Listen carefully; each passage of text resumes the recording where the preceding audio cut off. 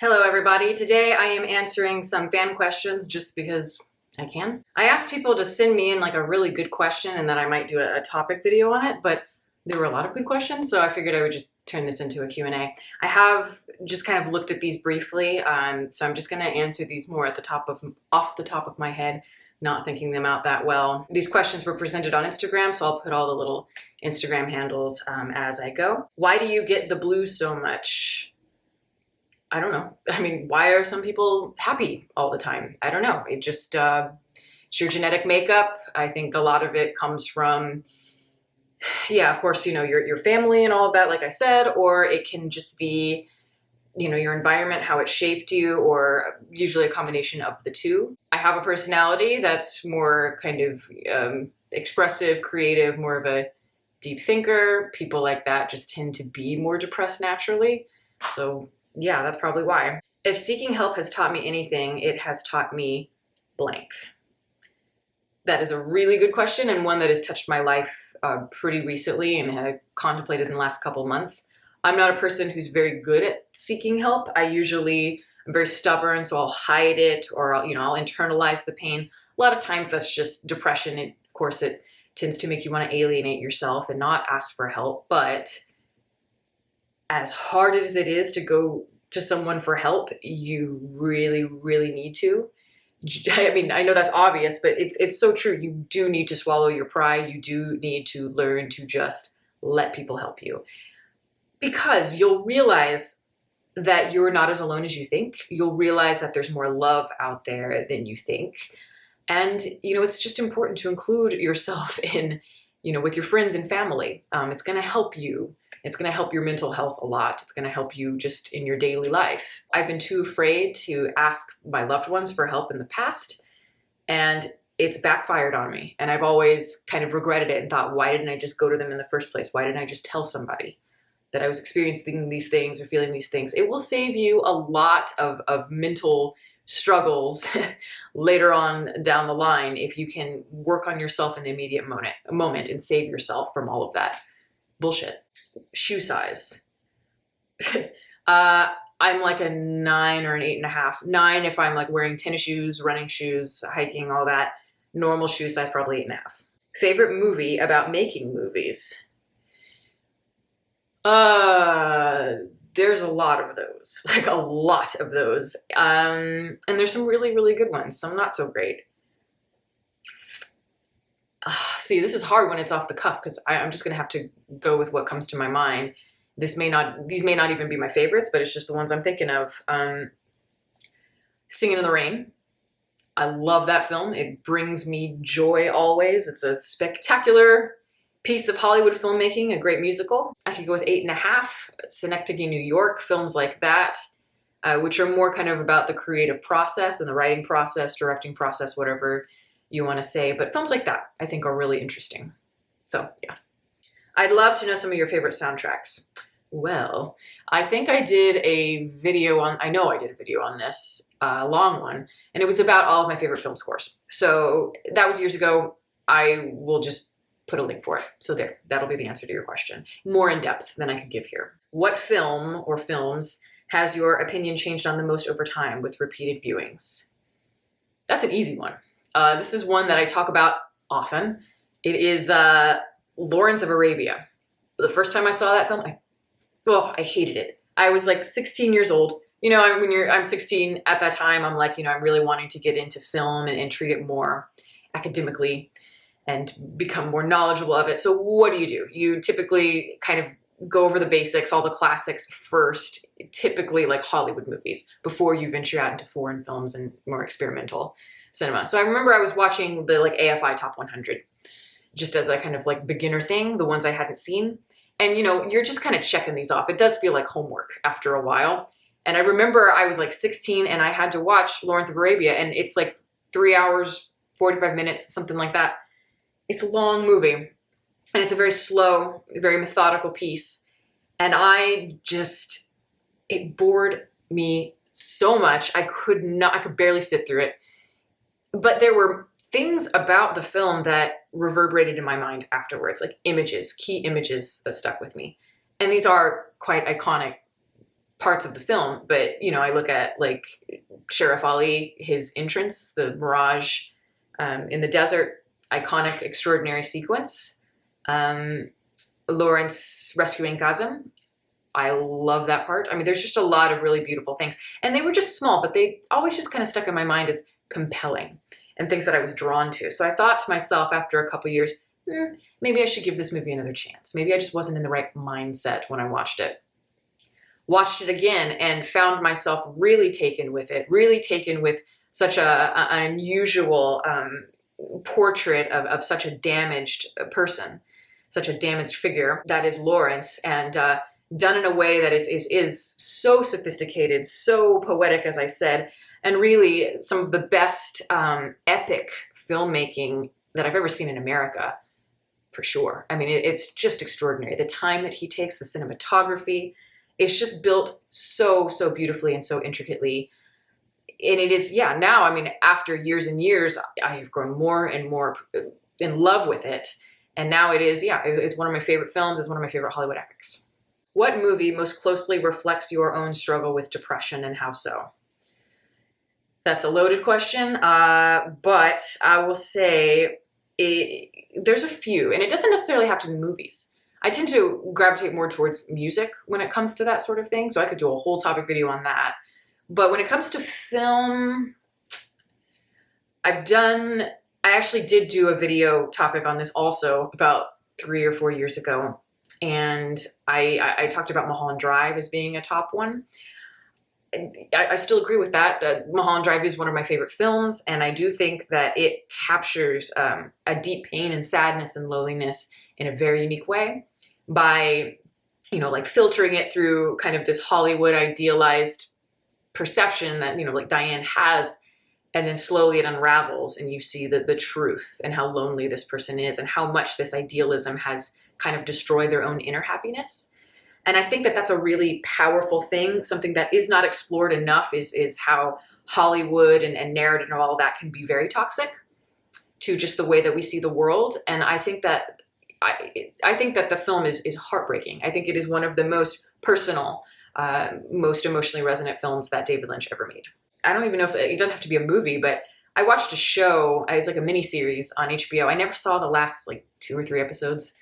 I'd like to, but it was called Sharp Objects. It starred Amy Adams. I thought that actually handled it very well. I found myself, people had told me about the show and said, you need to watch it. I think you'll appreciate it. And the Amy Adams character definitely was a character that I felt like I really understood a lot of her behavior and the way that she is, very similar to myself. And you don't see that typically. You don't see it handled with such vulnerability and such rawness. So I would say that some of these sequences, though a tad overwrought at times in terms of the aesthetic and everything, the way that the cinematography captures these very sensory images and feelings through a lot of those techniques is really cool. It captures trauma, PTSD, things that have shaped her and hurt her over time in a way that is really spot on. I mean, honestly, it's some of the best examples of having like a bad flashback, bad PTSD experience that I've seen in a while. And then I have to go with Gaspar Noé. He doesn't make movies necessarily about like mental illness or like mental struggle. He's not cerebral in that sense, but he's capturing a very visceral, very cinematic, immediate, immersive experience of what it feels like to lose control. I was recently in an experience where I was out of control and in like a very dark, nightmarish situation where I thought I was spiraling. We've all had those, but you know, they happen every once in a while in your life. And I remember all I could think of, and when things like that happen, things get really trippy and surreal. It's like your reality is bending and distorting. And I remember a lot of times I'll have like these images from films or music just playing in my head. Happens all the time. Climax was the thing that it really was resonating with me in those moments, because there's that feeling of everything's warped and distorted around you. And it's just, yeah, it's a complete nightmare and you can't get out of it. The way he's able to capture that, so unhinged and so boldly, I think is extraordinary. I mean, yeah, he's a flawed director and not particularly great writer, but those are things that I've talked about before. I give him a pass on because I do think that he's able to capture something really special. Dream collaborations for film or music or whatever. For film, I would say Gaspar Noé. I really do think that if we met, we'll say, and I told him certain stories from my life, I think he'd be like, I'm making a movie about that. I really think that he just understands kind of that psychedelic feeling of, and again, losing control. And I've certainly lived in that a lot in my life. So I feel like I would love to work with him, collaborate on something that would be very, very exciting for me, just because I appreciate that style and aesthetic so much. My favorite director right now, or one of my top favorite directors right now, would be Bertrand Bonello. I would love to work with him. I'm utterly fascinated by him. I think he is a genius practically. So yeah, two people that I'd love to work with when it comes to film. Music, oh God, that's like a whole nother, that's a long story, but I will go with somebody that I am a huge fan of currently, and that's a woman named Kristen Hayter. She goes under the name Lingua Ignota. That's her like stage name or whatever.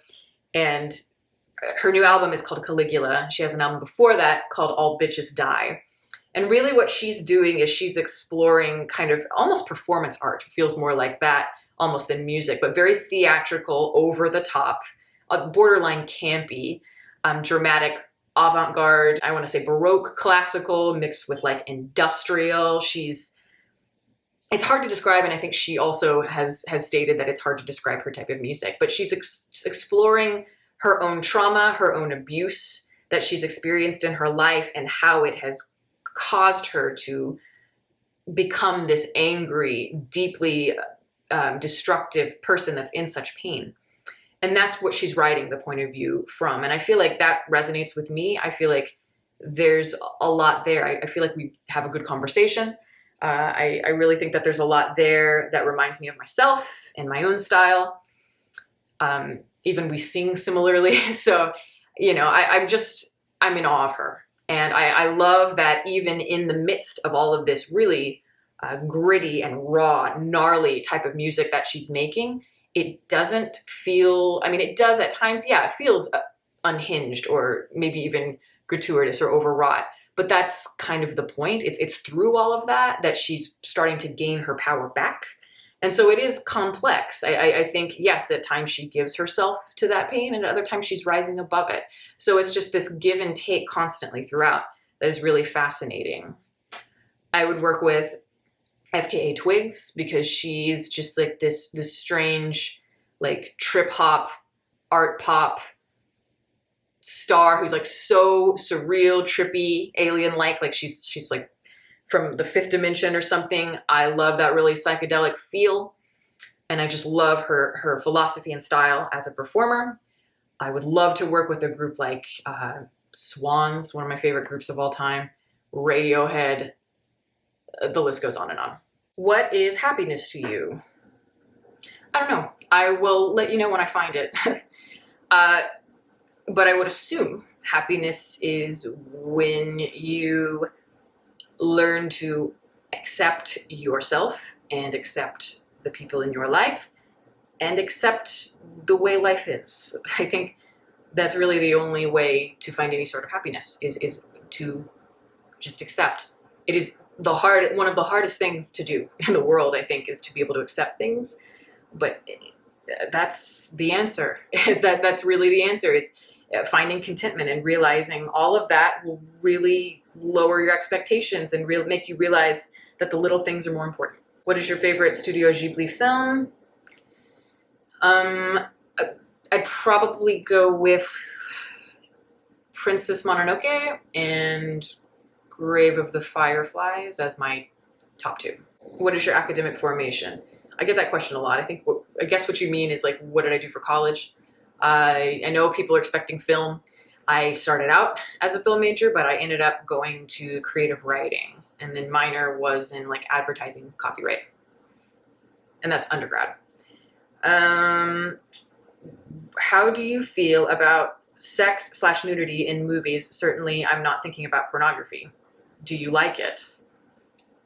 I mean, I don't know. Like it's fine. I don't have that many opinions on it. Like I just don't care. Like I look at nudity and sex and all that as part of life, and it's just never been something that I focus on. I'm not a prude. I feel like as long as it makes sense in the story, then who cares? I don't even like saying, well, as long as it serves the purpose of the story. I don't even think it needs to. I don't mind just, like if you're watching a movie, say about a bunch of young girls who all share an apartment. If they're just like walking around, taking their tops off, they're like naked or whatever, it's not necessarily serving the story, but it's authentic. It feels raw. That's how we are. That's how girls are. That to me is cool, and I love that. It feels real. So as long as I feel immersed in it, then I really could care less how much sex is going on or, how much nudity is going on. It's just something that we do, and in America, everyone's very delicate about it, but if as long as you accept it, that I have sex, that you have sex, that we all have sex, it's all right. What do you think of physical media? Do you have a Blu-ray / DVD collection? I do, but I mean, it does tend to be from the old days. I do have a Blu-ray player. I do like to have a physical copy of something if it's a nice copy. So like if it's like a really nice Criterion collection movie or something like that, of something that I really love, yes, I will be totally into that. Same with like vinyl records. People are always saying like that have vinyl records, like hipsters and stuff, they're just like, it's so much better. The sound quality is so much better than digital. It's like, no, it's not. It's a novelty, and let's just leave it at that. But I do like having a vinyl record because it is so beautiful. Like you get the full artwork and you open it up with the booklet, and nowadays the amount of work they put into all of that is amazing. So I'll buy a vinyl by like an artist I really love just so I can have that beautiful like art book and all of that. Same with movies. But really, other than that, that's the only reason I can see to have it. Other than that, I really don't mind doing the streaming. I actually encourage streaming more than anything nowadays. Can a film be simple and complex at the same time? Good question. Yeah, yes, absolutely. I think that some of the best films are both complex and simple. I think about a movie like, it's like a short film, a movie that I reviewed, Un Chien Andalou, which is a silent short film from the 20s. And that's a film that, there are like two sides of it. Some people like to really break it apart and find all this like deep, like unconscious stuff that's coming out of the creator's minds. And then there are other people that just like to look at it as it means nothing, and that it's just a bunch of images that don't really match together. And I think both arguments are interesting, and I don't think that one is completely right, and that's what makes it very compelling. And I think I look at movies like 2001: A Space Odyssey, a very complex film, but also a very simple film in a lot of ways. It really takes its time, and everything's very long and drawn out. And it's more of an immersive experience in the same way that like a Gaspar Noé film is very simple, seemingly simple script, simple characters, all of that. And yet there are very interesting ideas going on there. So some of my favorite movies do tend to be movies where you're not really sure what you're feeling, whether it all means something or maybe it means nothing. And that's kind of how life is anyway. Like, are we trying to find meaning to everything, or are we accepting that it may mean nothing? That is very exciting. Have you ever seen a therapist? How much did it help? You're the best. Thank you. Yeah, I've been to many therapists over like a 15-year period. None of them have really helped me that much. And that's just a personal thing. I'm not saying that's like that for everyone. I think a lot of it is just I never really found one that I gelled with, where I really felt like I was gaining something, where I felt like I was learning something. There's not a lot of ideas that I haven't challenged myself or analyzed from multiple perspectives.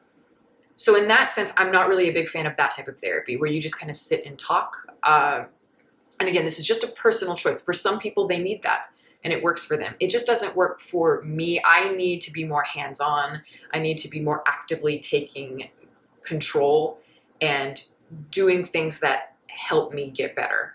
So like, for instance, I did have one therapist that was actually okay. And she had me doing a lot of that stuff years ago. This was like 10 years ago, but a lot of exposure therapy and even a little bit of like behavioral cognitive therapy, which is very important, I think, especially if you have like a bad past or traumatic experiences that have, hurt you in some way.